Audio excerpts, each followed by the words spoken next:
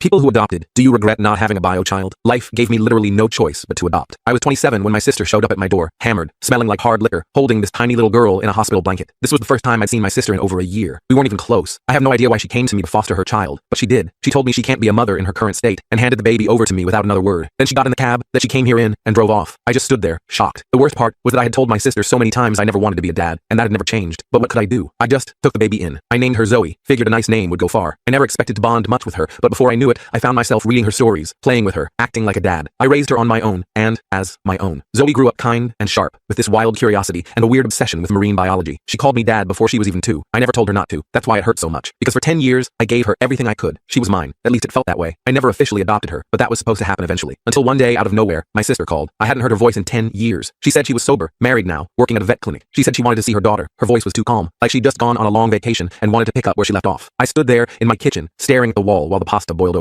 All I could say was, "You're really doing this now?" She told me she was coming in 2 weeks, said it was time to honor the promise I made 10 years ago. The promise that I'd only keep Zoe until she got her life together. I never made that promise. She never even said a word before dumping Zoe. Either way, I didn't sleep much after that. I kept looking at Zoe and wondering if I was doing the right thing by keeping the truth from her. I had never told her. Eventually, I sat her down at the table, hands shaking, and told her everything. That I wasn't her biological dad, that I was her uncle, that her real mom was coming to visit. She didn't cry at first. She just stared at me. Then her eyes went hard. I tried to explain that I hadn't lied out of malice, that I just wanted to protect her, that none of this changed how I felt about her. But she didn't say a word. She got up, slammed her door, and didn't speak to me for 2 days. She cried a lot during this time, but if I tried comforting her, she'd just push me away. It was hard. And what made it even harder was when her mom arrived. I barely recognized her at first. She was clean, polished, polite. She brought photo albums and old baby clothes, trying to show Zoe some kind of history. Zoe didn't want anything to do with her. But then, I noticed the shift. They began staying up together. Zoe started asking more and more questions. They began hanging out, but only when I wasn't looking, almost as if they were afraid of me. And then came the gifts. A new necklace Zoe didn't have before. A new hoodie. A pair of earrings Zoe swore a friend gave her. I remember following Zoe after school once where I saw her and my sister sitting on a park bench. My sister was handing her a Starbucks drink, like they did it all the time. I didn't interfere there and then, but I confronted my sister that night, and she didn't deny the fact she was trying to take Zoe. She said, "You don't have legal custody." I already filed to get her back. I nearly dropped the mug in my hand. She said it in a tone like it was a business transaction, like I was just holding her package for her. I went to a lawyer the next morning, and he confirmed the worst. I had no legal standing, no adoption papers, no parental rights.